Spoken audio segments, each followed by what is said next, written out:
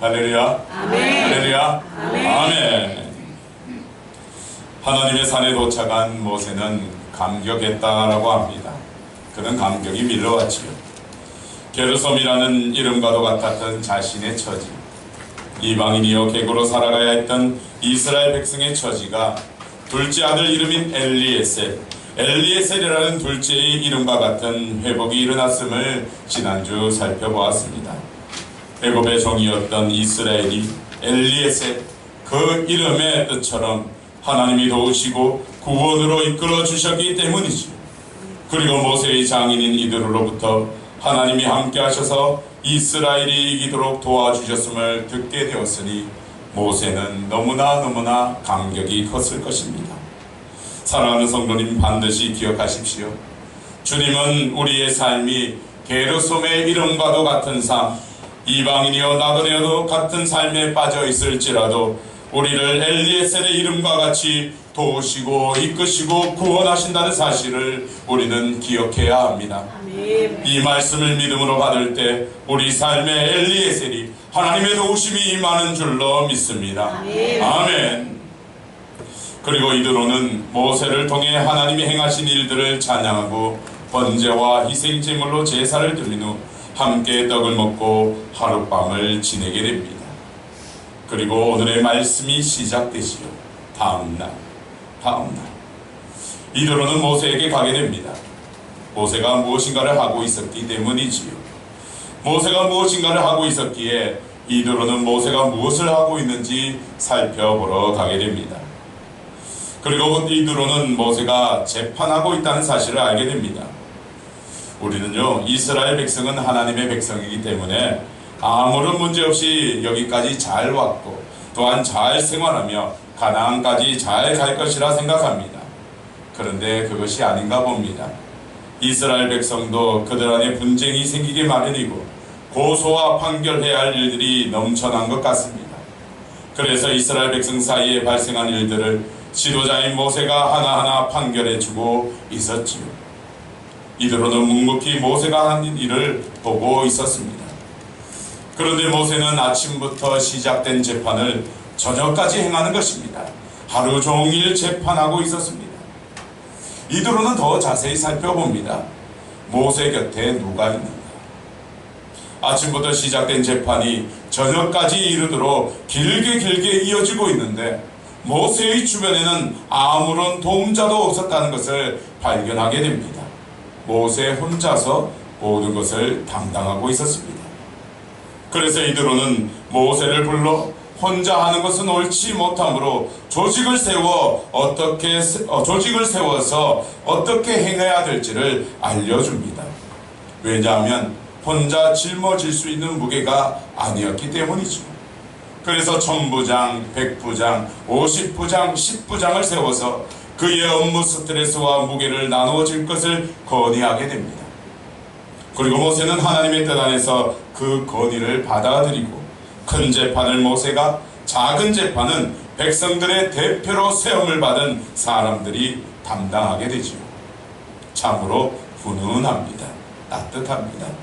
지금까지는 원망의 사건으로 기록되고 있었던 사건들이 우리 삶에 주어졌는데 오늘의 장면은 하나님의 백성을 세워가는데 협력이 일어나고 있기 때문이지요. 주님은 오늘의 장면을 우리에게 주시며 우리도 이와 같은 교회의 모습, 이와 같은 모습의 목회적이고 성기적 삶이 나타나야 할 것을 우리에게 알려주고 계십니다. 오늘 이 시간 주님이 주시는 말씀을 잘 받으시고 날마다 복된 백성이 되기를 축원합니다. 첫째, 주님은 우리에게 교회는 함께하는 것이라 라고 말씀하십니다. 따라해 볼까요? 교회는 함께하는 것입니다. 함께하는 것입니다. 오늘의 말씀 13절에서 18절을 믿음으로 교독하여 읽겠습니다. 제가 먼저 읽겠습니다. 이튿날 모세가 백성을 재판하느라고 앉아있고 백성은 아침부터 저녁까지 모세 곁에 서 있는지라.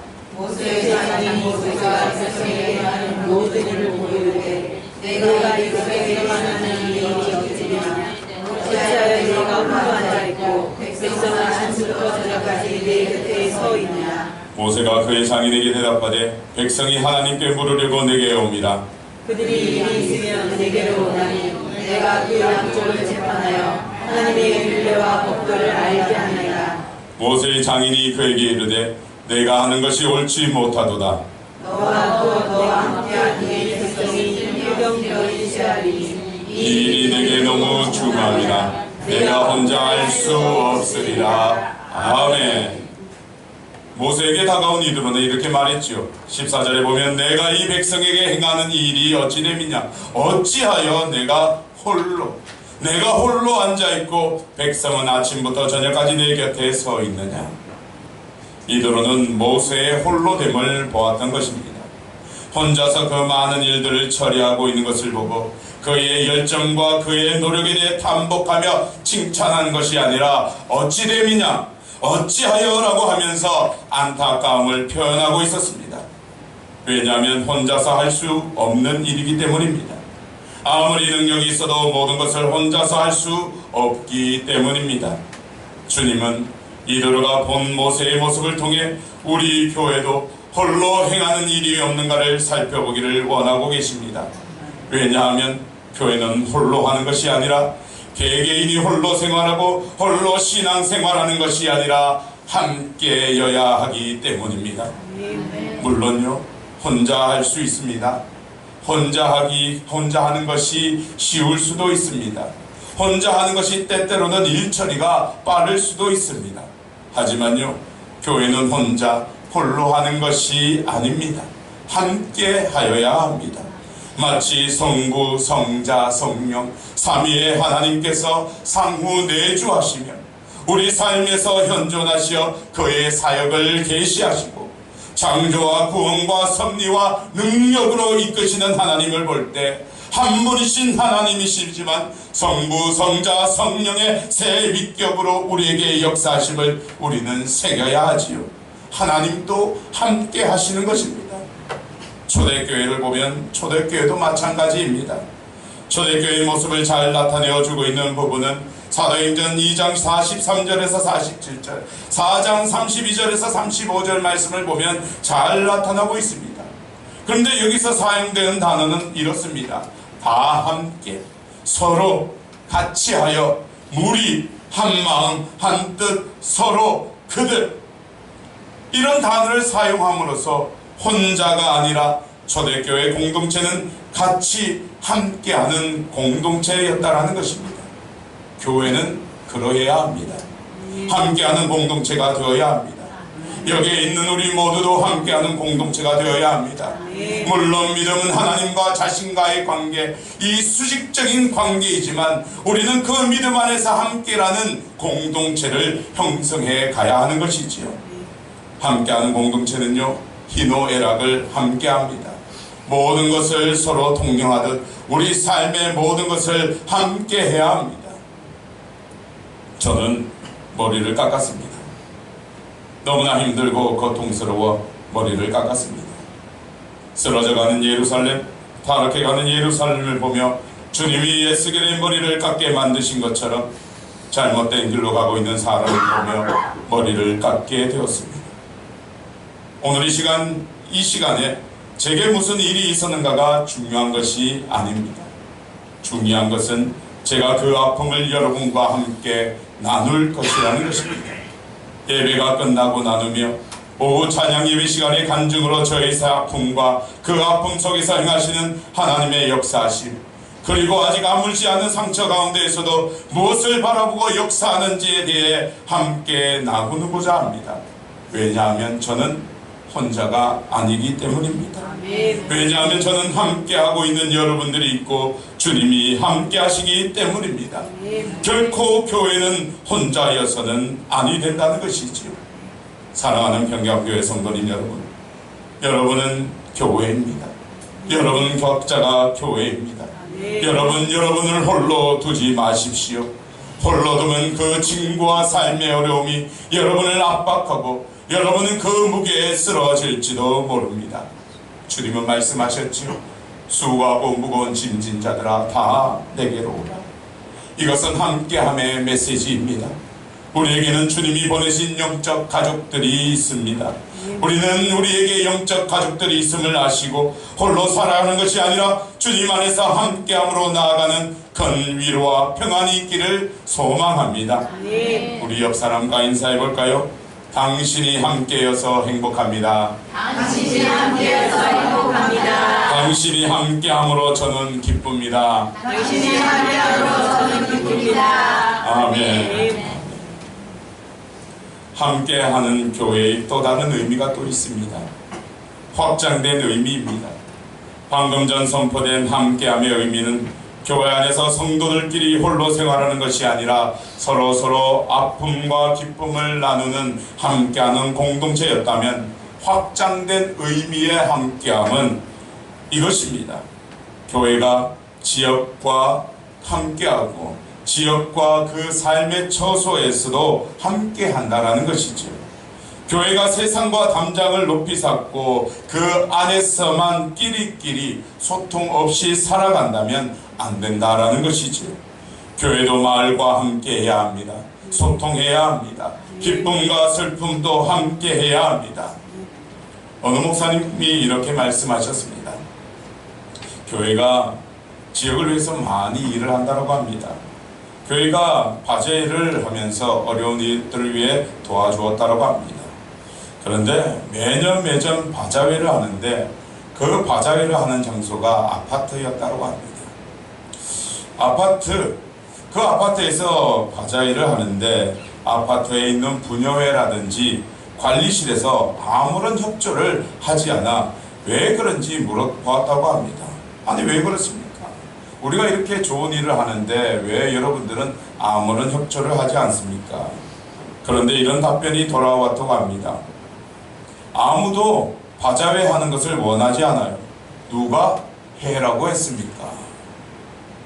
교회가 마을과 함께하지 아니하고 소통하지 아니하니 교회는 교회가 하고 싶은 일들을 했다라는 것이죠. 아무도 원치 않는데 말입니다. 부녀에도 원치 아니하고 관리실에서도 원치 하지 아니하는데 우리는 좋은 일 한답시고 아무런 소통도 없이 그렇게 하는 교회, 그 교회가 만약에 좀 더 지혜로웠다라면 먼저 부녀회나 관리실에 찾아가 무엇이 필요한지 물어보고 그들의 의견을 듣고 협력하여 나아갔을 것입니다. 그게 함께하는 것입니다. 우리 교회가 지역에서 좋은 평가를 받고 있습니다. 우리 교회가 지역에서 좋은 평가를 받고 있는 것도 함께하기 때문이지요. 우리는 사랑일회를 통해 벌어들인 수익을 우리가 원하는 대로 쓰지 않고 있습니다. 지역기관인 주민센터에 찾아가 그 복지사에게 이 지역에서 필요한 것이 무엇입니까? 물어보면 복지사는요, 무엇이 필요합니다 라고 말합니다. 그러면 우리는 그가 필요한, 지역에 필요한 것을 공급합니다. 그러니 기관은 기관대로 일을 행해서 좋고 혜택받는 사람은 그 혜택을 받아서 좋고 우리는 그리스도의 사랑을 나누니 좋은 것이죠. 이것이 함께한다는 것입니다. 주님은 우리가 성교적 함께함을 사명으로 주셨습니다. 교회 안에서 교회 밖에서 함께함을 통해 주님이 기뻐하시는 모두가 되기를 소망합니다. 둘째입니다. 주님은 오늘의 말씀을 통해 우리에게 교회는 리더가 세워져야 한다고 말씀하십니다. 오늘의 말씀 27절에서 26절의 말씀을 믿음으로 읽어보겠습니다. 제가 먼저 봉독합니다. 너는 또 온 백성 가운데서 능력 있는 사람들 곧 하나님을 두려워하며 진실하며 불의한 이익을 미워하는 자를 살펴서 백성 위에 세워 천부장과 백부장과 50부장과 10부장을 삼아 그들이 때를 따라 백성을 재판하게 하라. 큰 일은 모두 내게 가져갈 것이요 작은 일은 모두 그들이 스스로 재판할 것이니 그리하면 그들이 너와 함께 감당할 것인지요 이 일이 내게 쉬우리라. 내가 만일 이 일을 하고 하나님께서도 내게 허락하시면 내가 이 일을 감당하고 이 모든 백성도 자기 곳으로 평안히 가리라. 이에 모세가 자기 장인의 말을 듣고 그 모든 말대로 하여 모세가 이스라엘 무리 중에서 능력 있는 사람들을 택하여 그들의 백성의 우두머리 곧 천부장과 백부장과 50부장과 10부장을 삼음해 그들이 이때를 따라 백성을 재판하되 어려운 일은 모세에게 가져오고 모든 작은 일은 스스로 재판하더라. 아멘. 우리 다 함께 믿음으로 한번 선포해 볼까요? 내가 리더가 되겠습니다. 내가 리더가 되겠습니다. 내가 주님 안에서 리더가 되겠습니다. 내가 주님 안에서 리더가 되겠습니다. 아멘. 이대로는 모세에게 제안을 하게 되지요. 그 제안은 일꾼을 세우는 것입니다. 모세를 도와 재판을 할 수 있는 리더를 세우자는 것이지요. 1000명을 관장하는 천부장, 100명을 관장하는 백부장, 그리고 50명을 살피고 관장하는 50부장과 10명을 담당하는 10부장. 군대로 치자면요, 분대장, 소대장, 중대장, 대대장, 연대장 같은 직분으로 그들의 리더를, 그룹의 리더를 세워 조직을 효율적으로 관리하고 백성의 어려움과 호소를 채워주는 역할을 하는 제도인 것 같습니다. 이렇게 제의하죠. 함께함의 표시. 함께함의 표시가 그냥 모세의 옆에서만 있어 주는 것이 아니라 모세가 하나님의 일을 감당할 수 있도록 함께하는 사람이 리더가 되어주는 것이요, 리더에 의해서 행해지는 것임을 보여주고 있는 것입니다. 교회는요, 리더가 세워져야 합니다. 제자이지. 우리는 모두 예수 그리스도의 제자가 되어야 합니다. 우리는 모두 예수 그리스도의 제자가 되어야 합니다. 그렇게 제자가 되어야 하며 예수 그리스도의 제자는 모든 족속을 제자로 삼을 수 있어야 합니다. 그래서 제자는 리더로서 생명을 다할 수 있도록 사명을 감당해야 하고 몸된 교회가 유기적으로 잘 역동할 수 있도록 리더는 헌신해야 하는 것이지요.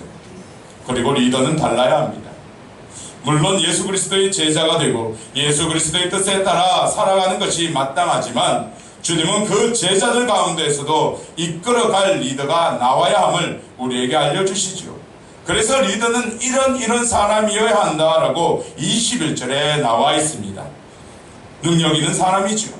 능력 있는 사람들, 곧 하나님을 두려워하며 진실하며 불의한 이익을 미워하는 자가 리더의 조건임을 이대로는 제안합니다.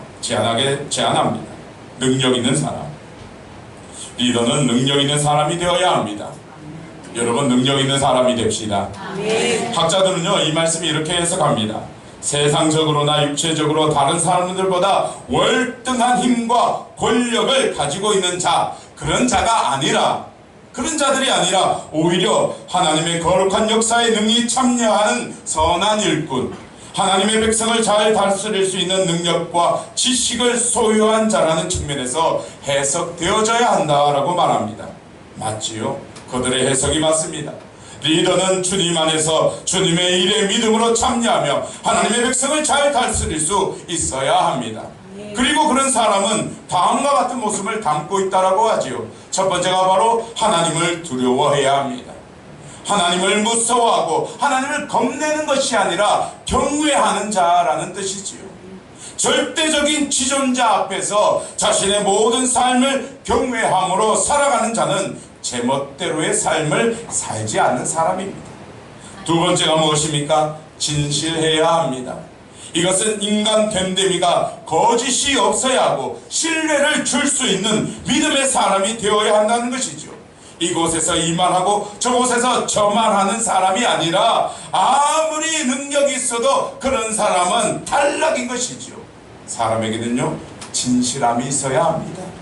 셋째가 무엇입니까? 불의한 이익을 미워하는 자입니다. 불법적으로 소득 취하지 마십시오. 불법적으로 소득을 취하거나 재물을 하나님의 뜻에 맞지 않게 거두어 드린다면 그것으로부터 멀어져야 합니다. 그리스도인에게 불법의 이익은 멀리해야 합니다. 장사를 해도요, 사업을 해도요, 하나님의 법에 맞지 않는 것은 철저히 미워하는 자가 되어야 합니다. 이런 사람이 리더가 되어야 합니다. 능력 있는 자, 하나님을 두려워하고 진실하며 불의한 이익을 미워하는 자가 리더로서의 자격이 있는 것이죠. 그래서 우리는 리더가 되기 위해서 하나님을 경외함으로 살아가야 하고 사람들과 하나님께 신뢰를 줄 수 있는 삶을 살아야 하며 불의한 것에서는 벗어나 정의로운 삶을 살 수 있어야 된다는 것입니다. 사랑하는 평강교회 성도님, 이런 삶을 살기를 모두 결단하십니까? 주님, 내가 주님의 능력 있는 자로서 리더가 되겠습니다 라고 결단하십니까? 이제 주님은 함께하는 교회에서 리더가 세워져야 함을 우리에게 들려주셨습니다. 우리는 셀이라는 목회를 새롭게 진행하고 있지요. 김희준 셀, 양충효 셀. 즉 김희준이 부족하지만 리더가 되고 있고 양충효가 부족하지만 리더가 되고 있습니다.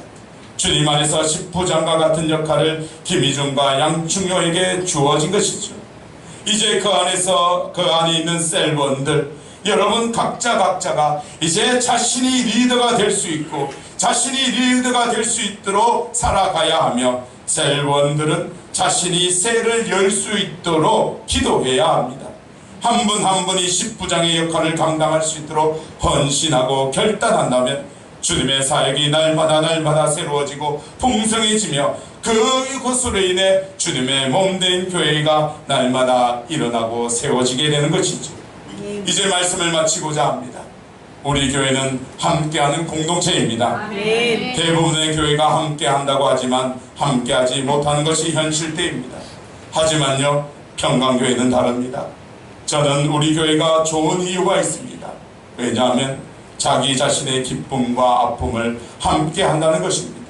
서로 아픔을 말하고 그 아픔을 위로하는 교회인 평강교회가 저는 너무나 좋으며, 하나님도 평강교회 공동체의 모습을 기뻐하시는 줄로 믿습니다.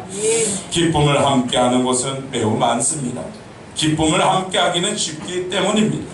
하지만 자신의 아픔을 함께하는 것은 어렵습니다. 자신의 어두운 치부가 드러나기 때문이지요.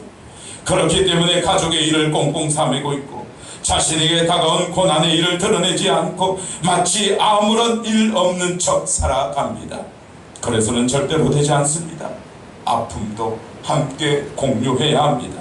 저도 저의 아픔을 여러분과 함께 나누고 기도를 요청하듯 성도님들도 서로 가정과 삶에 있었던 희노애락을 나누어야 진정한 교회의 함께함이 일어나는 것입니다.